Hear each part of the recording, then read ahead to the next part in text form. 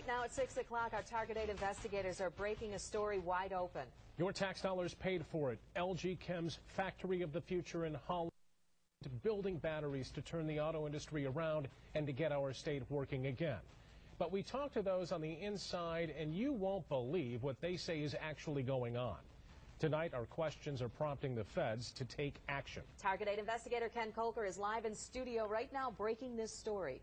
Yeah, Brian and Sue, we found that many workers spend little or no time at the factory, while some are playing cards, all on company time and on your dime. And we learned today those who oversee the Federal Recovery Act are already acting on our investigation, asking the U.S. Inspector General to review our findings. There was probably up to 40 of us that would just sit in there during the day. We were given assignments to go outside and clean.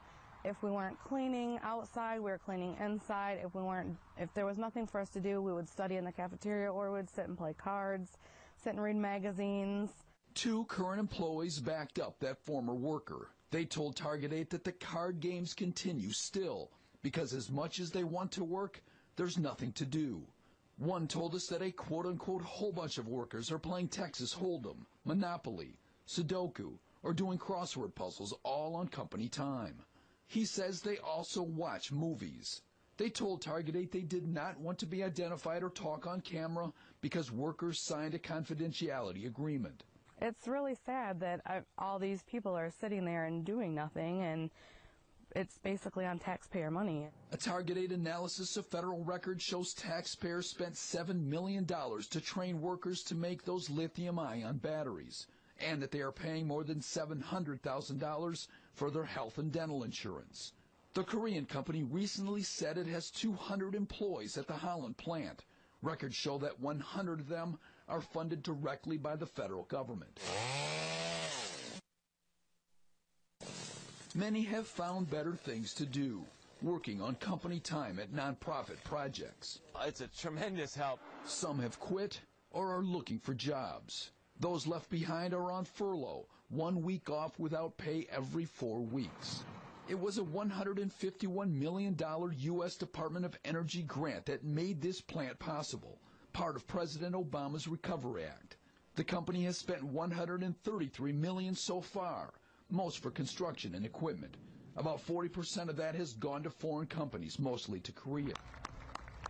That also includes more than $500,000 for that presidential groundbreaking. It is wonderful to be here. There's millions more at stake for LG Chem if it doesn't keep hiring, or if job numbers fall.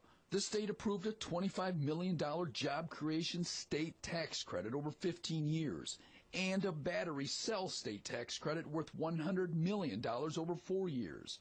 Both are tied to job creation. LG Chem has yet to file claims for that money.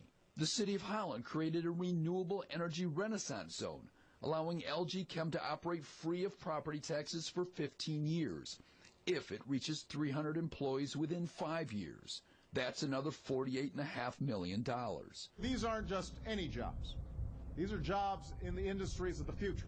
This all started with such great hope. The goal, 300 employees pumping out 15 million battery cells a year. Its biggest customer, the Chevy Volt. Nicole Merriman was among the first in line for a job. It was something exciting, and I thought, it would be better for the family, more overtime, more money. She says she quit in May after months with nothing to do. The city of Holland expected the plant's payroll to pump $270 million into the local economy over 15 years and create lots of spin-off jobs up to 1,500. But while Chevy Volt's sales have grown in recent months, they still are falling far short of GM's expectations. An LG Chem spokesman recently told reporters that workers continue to train, but employees we spoke to say they haven't trained in months. They say the last of the materials needed to make battery cells, including chemicals, was shipped back to Korea. It's not clear if that includes any of the $1.8 million in materials paid for with that Federal Recovery Act money. Never produced a battery for shipment. Still to this day, they're not. Workers say they did make test battery cells starting late last year, more than 100,000 of them, and did a good job. But they say that work ended for the most part last December. They say those batteries were shipped out last spring, apparently for recycling. It seems like every time that we thought we were going to have a start of production date, something would happen and it would get pushed back again. Workers tell us that the last target date was July 2nd, but that was put off indefinitely. Finally, this past summer, workers told Target 8 that they pushed LG Chem to do some good with their company time. They've helped rebuild a burned-out home for Habitat for Humanity. They've been helping out a lot here.